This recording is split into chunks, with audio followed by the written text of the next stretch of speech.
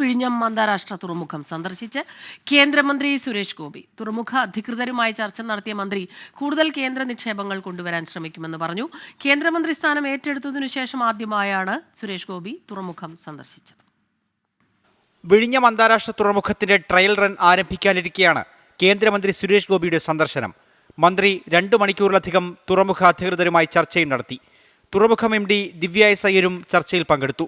തുറമുഖത്തിൽ കേന്ദ്രത്തിന്റെ പങ്ക് ഇനിയും വിപുലീകരിക്കേണ്ടി വരുമെന്നും മന്ത്രി എന്ന നിലയിൽ അതിനുവേണ്ടിയുള്ള നടപടികൾ സ്വീകരിക്കുമെന്നും സുരേഷ് ഗോപി.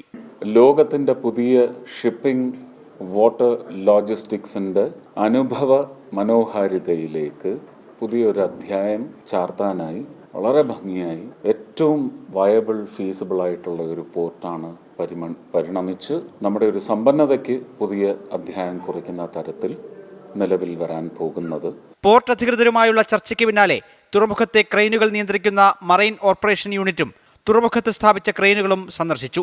പൂർണ്ണമായും ഓട്ടോമാറ്റിക് സംവിധാനത്തിൽ ക്രെയിനുകൾ പ്രവർത്തിക്കുന്ന ഏഷ്യയിലെ തന്നെ ആദ്യത്തെ തുറമുഖമാണ് വിഴിഞ്ഞം.